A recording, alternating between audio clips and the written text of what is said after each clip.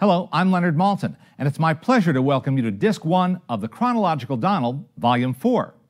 The very fact that we've come to a fourth double-disc set gives you an idea of just how popular and prolific Donald Duck was during the heyday of theatrical short subjects.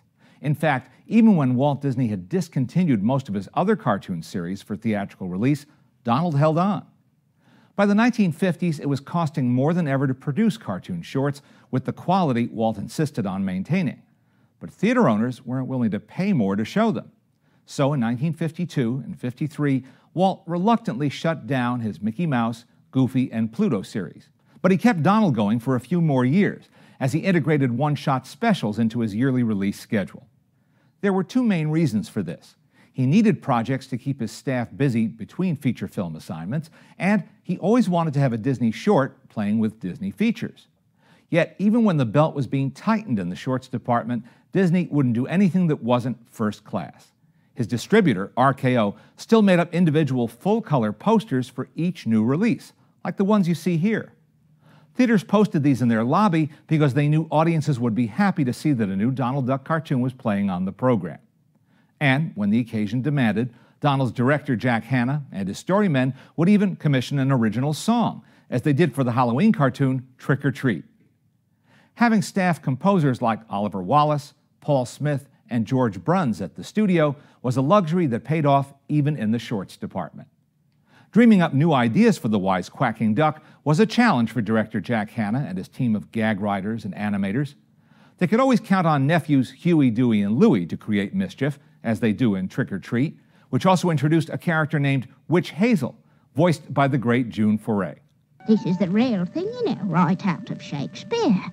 Chip and Dale provided plenty of story and gag opportunities and co-starred in many of Donald's latter-day short subjects, including one that stands out in Disney history because it was made in 3D.